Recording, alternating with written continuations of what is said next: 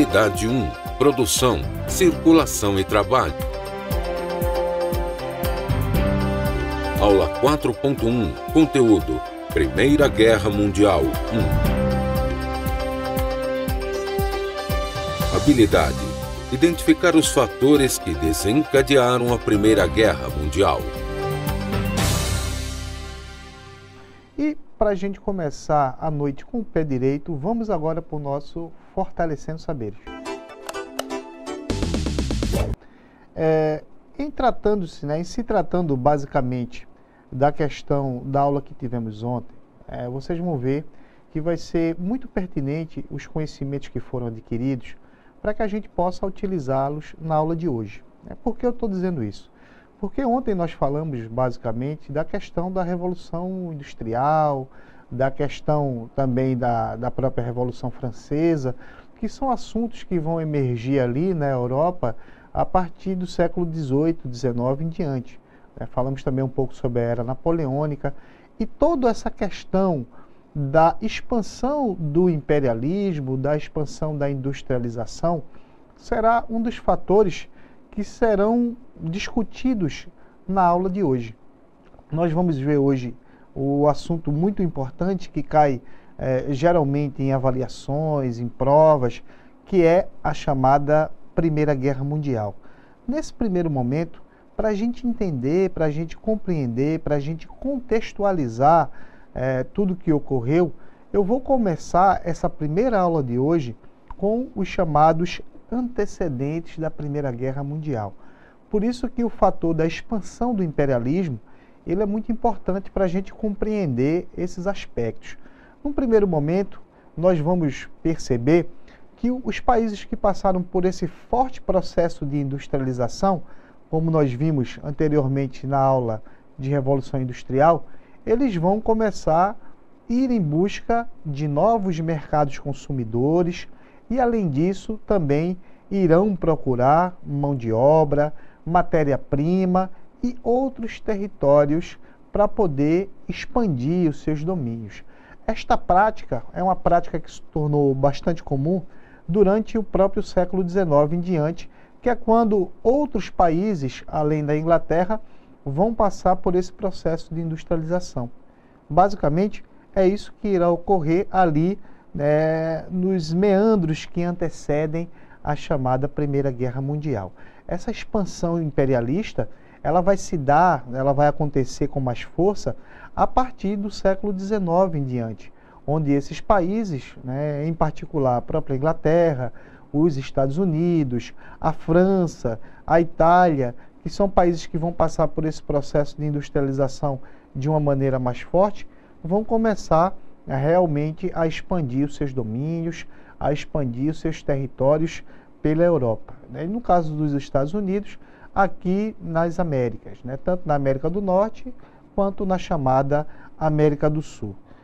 Além disso, nós vamos ter também outros fatores que vão contribuir para que houvesse uma Primeira Guerra Mundial, que na verdade a historiografia vai classificar de outra forma. A historiografia vai classificar como a Grande Guerra, porque naquele momento eles não sabiam ainda que iria existir uma Segunda Guerra Mundial como houve de fato. Então, portanto, o que nós hoje em dia classificamos como a Primeira Guerra Mundial, naquele momento foi conhecido como a Grande Guerra. Logo em seguida, eu trouxe para vocês uma imagem para a gente visualizar aí, para vocês possam visualizar a expansão da Inglaterra pelos continentes, pela Europa, por vários lugares. Então, no meio aí, é como se essa imagem, essa cabeça representasse a Inglaterra e os braços ou os tentáculos, na verdade, é uma imagem aí que vai fazer uma alusão a um polvo, um animal aí marinho, estendendo os seus domínios para outros lugares. Isso vai ficar evidente a partir do momento que vai acontecer mais adiante um pouquinho, ainda eu vou falar sobre isso, a chamada partilha afroasiática, partilha da África e da Ásia entre esses países industrializados. Mas antes disso, vamos ver outro motivo que também ocasionou a Primeira Guerra Mundial. Eu trouxe nessa aula uma série de motivos que desencadearam esse processo. Entre eles, eu vou agora destacar o chamado revanchismo francês. O que é revanchismo? A revanche, na realidade, é uma espécie de vingança da França, porque na época, um território que era rico em minério de ferro, a chamada Alsácia-Lorena, ela acabou sendo tomada bruscamente pelos alemães. Os alemães apoderaram-se daquela área, principalmente porque grande parte do minério de ferro servia de matéria-prima para a indústria. Então, por isso é que os alemães acabaram se apropriando dessa área que pertencia territorialmente à França, e isso gerou uma perda do território francês e incentivou, posteriormente, um sentimento de revanche, um sentimento de revolta, de contra-ataque aos alemães naquela época por parte dos franceses. Esses fatores, na realidade, eles vão caracterizar um conflito chamado de Guerra Franco-Prussiana, o que mais tarde contribuiu, de certa forma, para que houvesse o início da Primeira Guerra Mundial. Logo a seguir, eu trago novamente uma imagem para a gente poder observar com mais precisão onde é que se localizava a região da Alsácia-Lorena e por que essa região era tão cobiçada. Na realidade, vocês podem observar aí na tela que eu circulo em verde onde era esse território, o que a gente, não na história, mas na geografia, a gente chama de área rachurada. Essa área aí que está circulada é justamente o território que pertencia naquela época ao Império Francês, o território da Alsácia-Lorena, e que foi ali subitamente tomado pelos alemães, e isso gerou um clima de instabilidade entre os dois países. Além desses fatores, nós também tivemos um componente que, de certa forma, serviu para que as tensões fossem aumentadas, que foi justamente a chamada corrida armamentista. Ou seja, os países que estavam vivendo esse clima de tensão, eles acabaram correndo, indo em busca, organizando-se no sentido de se armarem. Essa corrida armamentista, ela também responde por outro nome. A gente pode classificá-la também como sendo uma corrida bélica, uma corrida em busca de armamentos.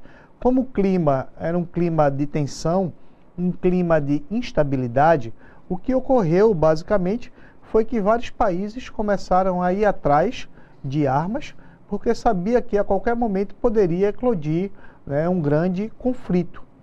E de fato esse conflito mais na frente iria ocorrer e tornou-se, de certa forma, generalizado. Na verdade, nós tivemos, depois dessa corrida armamentista, eu diria que outra ação muito importante para a época, que caracterizou mais ou menos ali o que iria ocorrer. É como se o cenário já estivesse montado e a qualquer momento uma faísca poderia acender o conflito. Além disso, outro fator determinante, além da corrida armamentista, foi o chamado nacionalismo. Ora, o que é o nacionalismo? O nacionalismo, basicamente, é o espírito de valorização do sentimento nacional de um determinado país. É isso que ocorre. Isso vai ser um fenômeno que não vai ser tão incomum assim na Europa naquela época. Por quê? Porque dois países em especial, vou colocar a próxima depois da imagem, isso. Dois países em especial, eles vão basicamente passar por esse processo de sentimento nacionalista.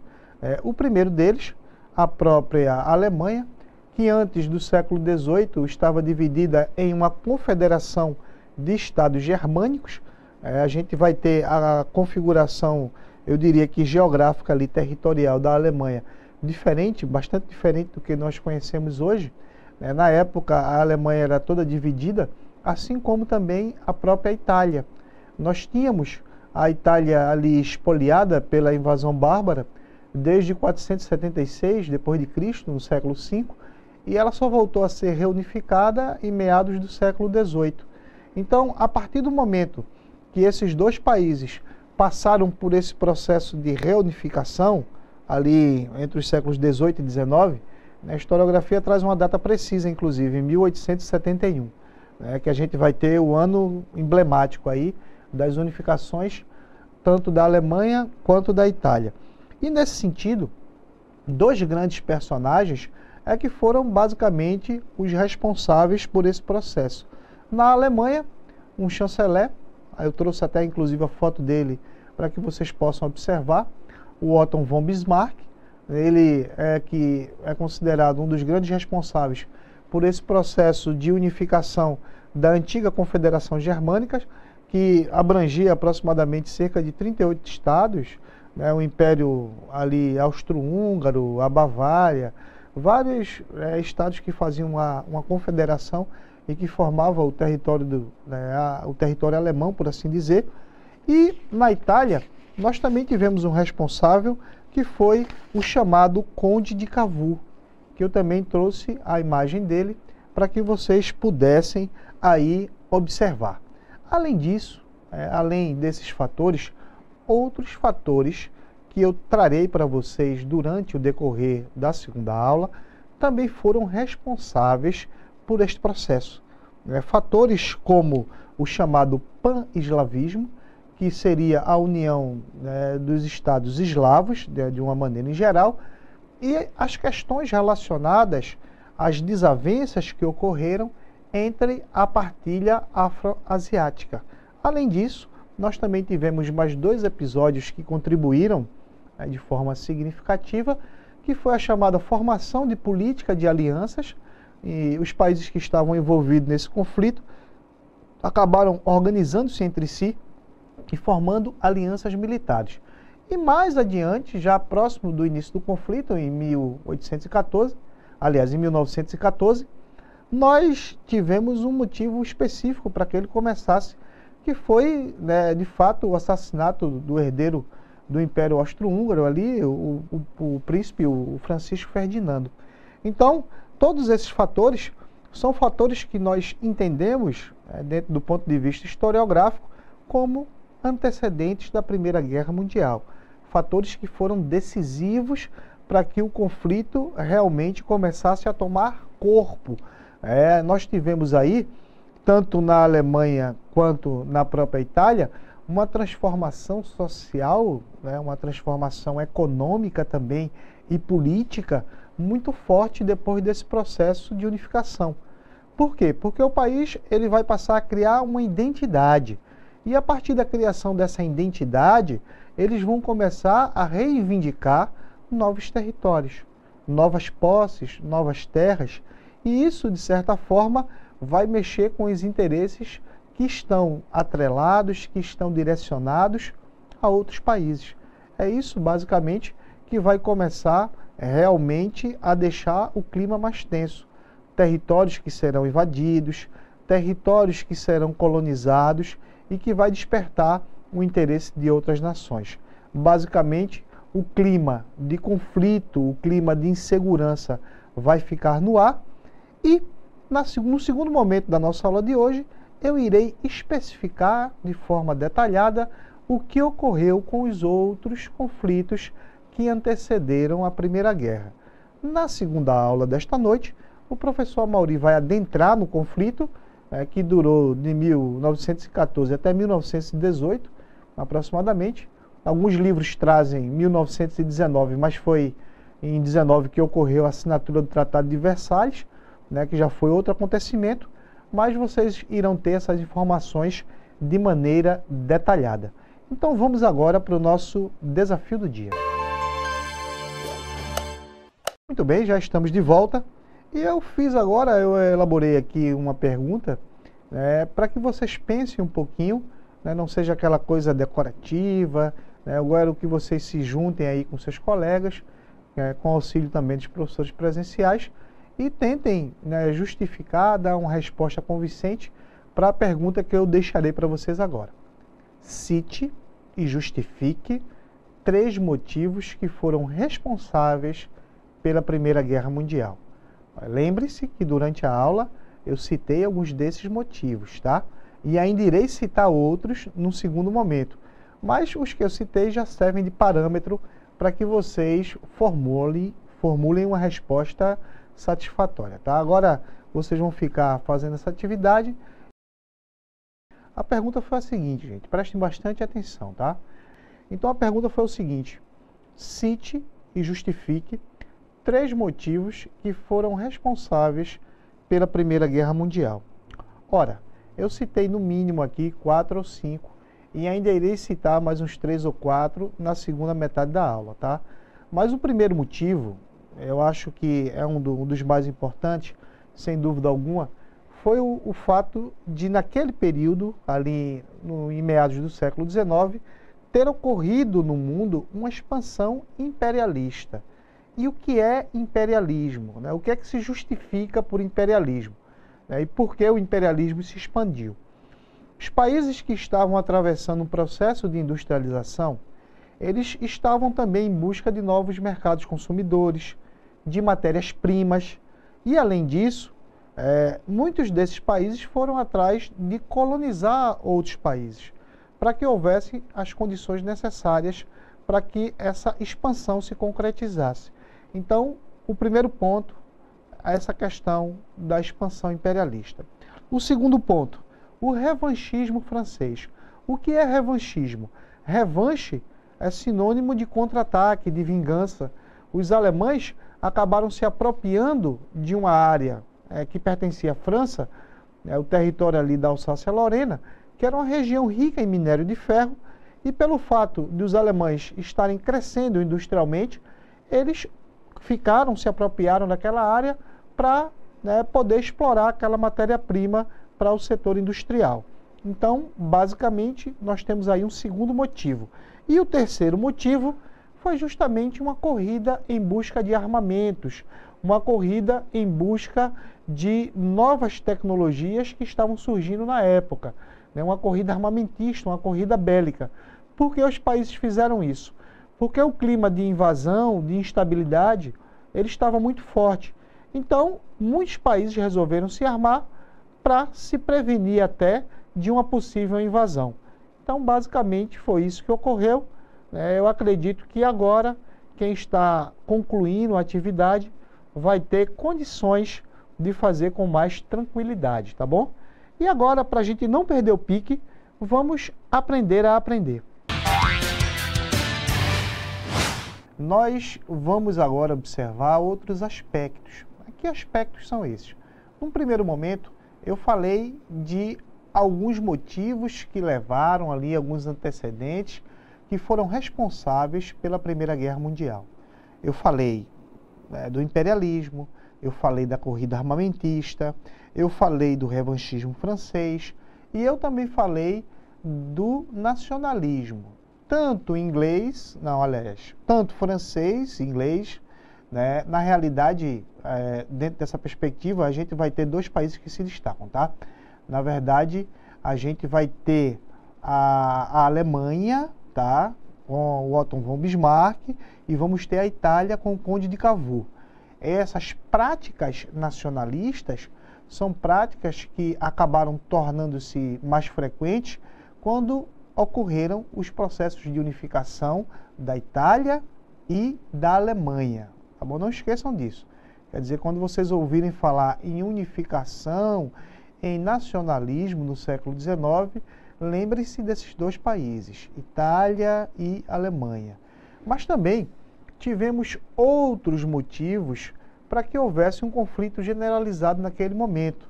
E eu trouxe para vocês agora um desses motivos, que foi o chamado pan-eslavismo. Nesse sentido, esse prefixo aí na palavra pan-eslavismo, esse prefixo pan, significa uma totalidade. Na realidade, a gente vai ter o pan-eslavismo sendo basicamente uma política que foi estimulada pela Rússia na época, que defendia a união de todos os povos de origem eslava, da parte oriental da Europa, aproveitando-se de um processo de fragmentação do antigo Império Otomano, incluindo os que estavam na época sobre a égide do Império Austro-Húngaro. A conjectura geográfica territorial da Europa naquela época, era diferente da que nós temos agora, tá? Nós tínhamos naquela época grande parte dos países eslavos praticamente desmembrados ali, sem uma orientação política que os guiasse. Além disso, a queda de alguns impérios, o desmembramento de alguns impérios, principalmente depois da Primeira Guerra, vai ser uma coisa também que vai ser frequente, inclusive com o surgimento de outros países. Quer dizer que um desses fatores também que ocasionou, que serviu, que estimulou o processo que desencadeou a Primeira Guerra Mundial, pode também ser considerado o chamado pan-eslavismo. Entre outros fatores, nós também temos, eu acredito que um dos mais significativos, um dos mais importantes e um que a historiografia mais problematiza, que é a questão da chamada partilha afro-asiática. Ora, professor, o que é isso? O que é a partilha afro-asiática? Foi uma divisão ocorrida entre os países imperialistas do continente africano e do continente asiático.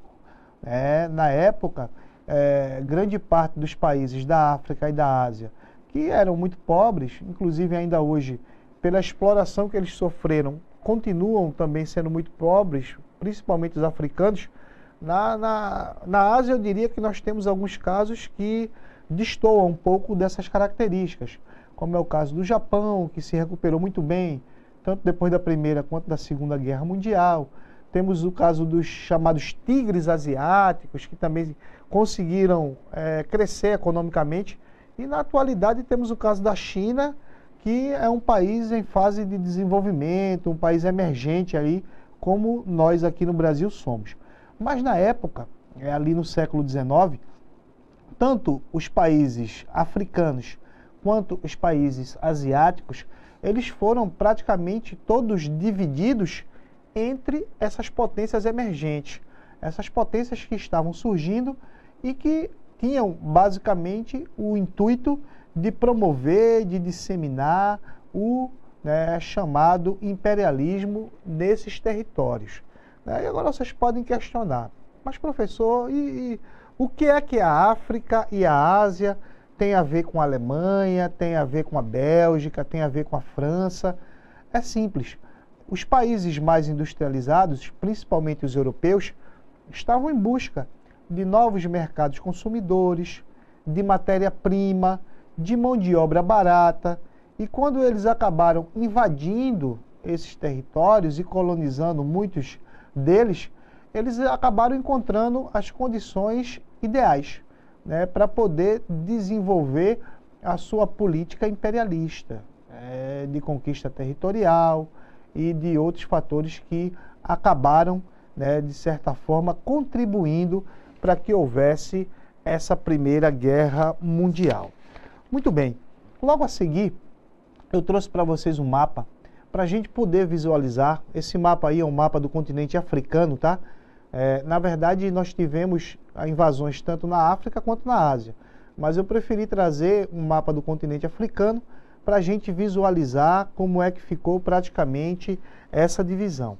Se vocês prestarem atenção, com bastante cuidado, com bastante carinho, vocês vão perceber que vários países europeus colonizaram vários países do continente africano. Quando a gente fala em África, é válido salientar que a África, ela não é um país, tá, gente? A África é um continente que contém 54 países. É nesse sentido que os países europeus passaram a colonizar esses países africanos, em busca daquelas condições que eu citei anteriormente. Nas legendas aí, na parte esquerda inferior da tela, vocês podem observar que cada quadradinho desse indica um país e cada cor indica os países que ele colonizou em um determinado continente. Um exemplo, essa parte aí do lado esquerdo, do extremo norte do continente africano, é uma parte que está em laranja, foi colonizada pela França. Os franceses colonizaram grande parte aí da Argélia, do Marrocos, próximo ali à região da fronteira com a Líbia e o mar Mediterrâneo. Então toda essa área vai ser uma área de colonização francesa. Na região central, nessa parte mais amarelinha aí, mais ou menos, próxima a Angola, nós tivemos uma colonização belga através do rei Leopoldo II. Hoje em dia, essa região é a República Democrática do Congo, que era o antigo Zaire, na verdade. A parte de baixo, a parte verde, a parte sul do continente, foi colonizada justamente pela Inglaterra. Nós podemos ver. E na parte de cima, nós também podemos observar que o Egito também é um país africano, acabou também sendo colonizado pelos ingleses. O Egito foi colônia da Inglaterra, assim como a Índia, lá na Ásia, também foi colônia inglesa. E outra particularidade, no caso de Portugal, Portugal também fez colônia lá na África, naquele período. As chamadas colônias lusófonas, ou seja, colônias que foram de Portugal, ali dentro do continente africano, e que eles acabaram dominando toda aquela região. E hoje em dia, uma curiosidade, todos esses países ainda falam também português, como no caso de Angola, no caso de Moçambique, no caso de Cabo Verde, São Tomé e Príncipe. Esses países todos foram colonizados na época por Portugal e ainda falam português. Portanto, quando houve essa divisão, o clima começou a se acirrar. Como vocês podem ver, os países eles estavam todos ali divididos entre eles, as colônias. Só que começou de um país querer invadir a colônia do outro, o território do outro. Por isso que o conflito começou a ficar um pouco mais tenso e o clima, na realidade, só ficou pior a cada momento até eclodir o conflito de fato no início do século XX. Na imagem a seguir, eu trouxe para vocês, desta vez, um mapa da Ásia, para vocês também observarem mais ou menos o que ocorreu naquele período. Essa parte maior, a parte da Rússia, não sei se vocês sabem, aí nas aulas de geografia, esse território aí que compreende o território da Rússia é considerado o maior território do mundo ali em termos de país. A Rússia é o maior país do mundo em termos territoriais. Então vocês podem perceber que grande parte do território asiático ele também foi desmembrado, também foi colonizado pelas potências imperialistas europeias daquela época. Como eu citei anteriormente, o caso da Índia, que ficou com os ingleses, o próprio Timor-Leste, que ficou com os portugueses, e outros exemplos que nós temos também durante este processo. Além disso, quando o clima começou a ficar tenso, nós tivemos as chamadas estratégias de política de alianças. Quando o clima entre essas potências começou a ficar praticamente sustentável, o que é que eles fizeram? Eles começaram a se organizar em alianças militares. Foi isso basicamente que ocorreu. A primeira delas, pode colocar a próxima tela, diretor, por gentileza, foi a chamada Tríplice Aliança. Ela foi formada a partir de 1882, e era composta inicialmente pela Áustria, na época conhecida como o Império Austro-Húngaro, pela Alemanha, que tinha sido recém-unificada, e a Itália também, que tinha sido recém-unificada. Ambas em 1871, como eu frisei para vocês anteriormente.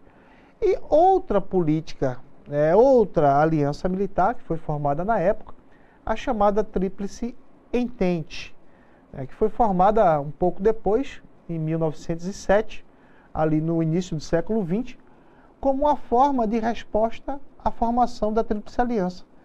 Ela era composta basicamente pela Rússia, pela Inglaterra e pela França.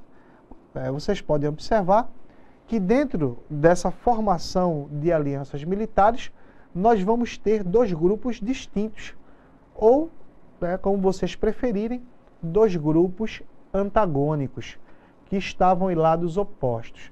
Essa Tríplice Aliança, e também a Tríplice Entente, elas tinham basicamente o desejo do fortalecimento tanto político, mas principalmente bélico. Ou seja, os países naquele momento estavam preocupados em fortalecer as suas parcerias, fortalecer essas alianças, para que, se houvesse um conflito generalizado, pudesse ter com quem contar. É basicamente isso que ocorreu. Essa política de aliança é uma parceria entre esses países que estavam ali aliados e prontos para combater os inimigos, se assim fosse necessário. Outra característica é que no ano mais adiante, já quando começa o conflito, basicamente, a gente vai ter uma peculiaridade, uma curiosidade muito forte. Em 1915, já com um ano de conflito, a Itália passou para o lado da Tríplice Entente, devido a uma rivalidade que foi muito particular na época entre os italianos e os austríacos. O Império Austro-Húngaro era muito grande naquele momento e a Itália tinha sido recém-unificada, e isso acabou causando um conflito entre esses dois países, um conflito tanto em termos diplomáticos quanto políticos e também territoriais. É isso que que ocorreu praticamente. E o estopim para essa guerra, o motivo principal para que pudesse eclodir de fato e de direito, foi o assassinato do príncipe herdeiro Francisco Ferdinando. O que é que a gente caracteriza como estopim? Estopim é o motivo principal, é o que ocorreu basicamente para que o conflito começasse. Esse arquiduque austríaco e a sua esposa, que também acabou na época também sendo vitimada por esse processo, sofreu esse homicídio foi na cidade de Sarajevo, lá na Bósnia, isso no ano de 1914, que é a data ali inicial do início do conflito, e ele foi considerado, e é considerado até hoje, a causa imediata do início da Primeira Guerra Mundial. O assassino, de uma maneira geral, ele pertencia a uma organização secreta nacionalista da própria Sérvia, que era chamada de Mão Negra. E essa culpa do assassinato do herdeiro do trono austro-húngaro acabou caindo também na conta de outros países, e o conflito começou a se generalizar. Por que ele se generalizou? Ele se tornou mundial. Porque os países que estavam em alianças começaram a tomar partido dos seus aliados. Então, quando um país declarou guerra ao outro, consequentemente os seus aliados também entraram no conflito. E agora aí eu trouxe para vocês observarem a imagem do Francisco Ferdinando, que foi o herdeiro aí do trono austro-húngaro, do Império Austro-Húngaro, que depois da guerra, inclusive, vai se desmembrar, tá? Portanto, esses foram os outros fatores que levaram ao início do conflito, e agora vamos fazendo e aprendendo para a gente fixar essas informações. Muito bem, gente, já estamos de volta.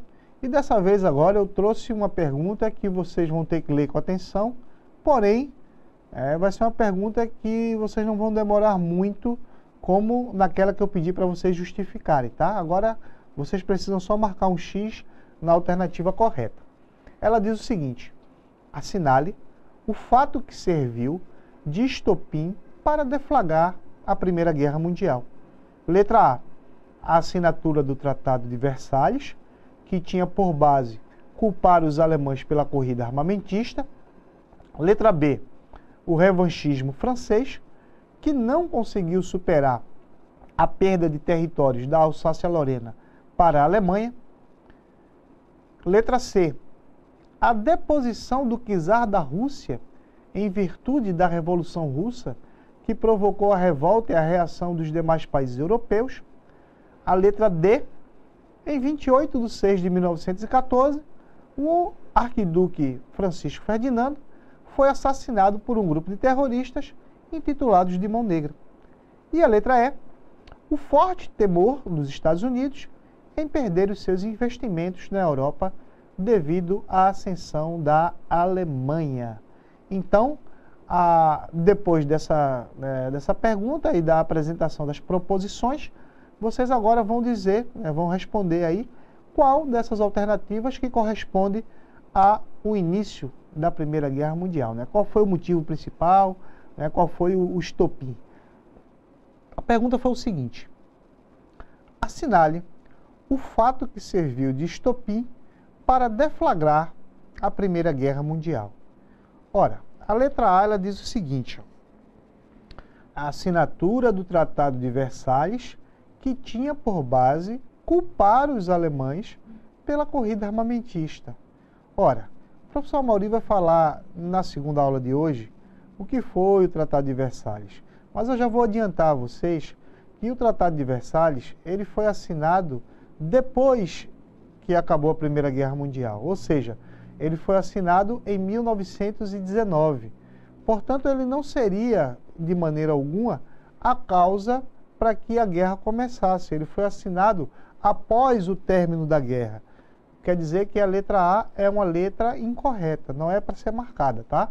Quem marcou letra A errou, quem não marcou, ainda bem, que não é a correta. A letra B diz o seguinte: o revanchismo francês, que não conseguiu superar a perda de territórios da Alsácia-Lorena para a Alemanha. Vejam só, o revanchismo francês foi um embate ali, um contra-ataque, uma vingança que ocorreu da França contra os alemães. Isso não se caracterizou como um motivo para a Primeira Guerra Mundial. Isso foi um dos motivos antecedentes, não o motivo principal. Tá? Isso entra dentro da conta ali, da estatística de antecedentes da guerra, que de certa forma serviram para acirrar o conflito, mas não foi o motivo principal. Tanto é que depois, quando os alemães acabam perdendo a guerra, eu já vou antecipar isso para vocês, eles tiveram até que devolver esse território aos franceses quando assinaram o Tratado de Versalhes. Então, também não é a letra B, tá? A letra C, ela diz o seguinte: a deposição do czar da Rússia, em virtude da Revolução Russa, provocou revolta e a reação dos demais países europeus. Vejam só, raciocínio junto comigo. A Revolução Russa, ela ocorreu em 1917. O czar russo, na época, o Nicolau II, ao qual refere-se aí a resposta, ele realmente foi deposto do cargo, ele saiu do seu cargo, inclusive ele foi morto com toda a sua família, mas isso aconteceu depois, quando a guerra já estava em andamento. A guerra começou em 1914, a Revolução Russa começou em 1917. Portanto, se a Revolução Russa ocorreu praticamente 3 anos depois do início da Primeira Guerra, ela jamais poderia ser o motivo do início da guerra, porque ela já ocorreu com a guerra em andamento. Portanto, a letra C também é uma questão errada, tá? A letra D, ela diz o seguinte: em 28 de junho de 1914, o arquiduque Francisco Ferdinando foi assassinado por um grupo terrorista intitulado de Mão Negra. Ora, esse arquiduque era o arquiduque herdeiro do trono austro-húngaro. E foi justamente por causa do assassinato dele que teve início a Primeira Guerra Mundial. Então, a resposta correta, como a primeira comunidade que interagiu conosco aí, o pessoal de Altazes, falou, é a letra D de dado. Mas vamos ver agora por que não pode ser a letra E, para que não reste dúvida, tá? A letra E diz o seguinte: o forte temor dos Estados Unidos em perder os seus investimentos na Europa devido à ascensão da Alemanha. Ora, gente, foi justamente o contrário que ocorreu. Quando termina a Primeira Guerra, os alemães são obrigados a assinar o Tratado de Versalhes e eles perdem territórios. Portanto, eles vão estar em baixa e não em alta. Tá? Portanto, não pode ser de maneira alguma a letra E, com absoluta certeza, resposta correta, a letra D de dado. Tá? Quer dizer que a história, enfim, só é vocês prestarem atenção. Mais uma vez eu vou reforçar: se tiver algum tipo de dificuldade, pergunte durante as interações, nos contacte via chat público, tá? Por e-mail, como vocês acharem mais conveniente para poder ter essas dúvidas. O importante é que vocês saiam da aula sabendo que essas dúvidas sejam tiradas durante esse período. Mas se vocês também quiserem outras informações, podem passar recado para o nosso pedagogo, pode deixar um recado aqui no chat público ou por e-mail também, tá bom? Então, a nossa primeira aula de hoje, nós abordamos esses fatores, que foram os fatores que desencadearam a Primeira Guerra Mundial, o que a gente classificou como antecedentes. E no segundo momento agora, com o professor Amaury, na segunda aula desta noite, vocês verão todo o desenrolar da guerra, todo o processo, como ela ocorreu, as fases e como ela terminou. Daqui a pouquinho o professor Amaury entra com a segunda aula desta noite. A sua aula continua no próximo vídeo.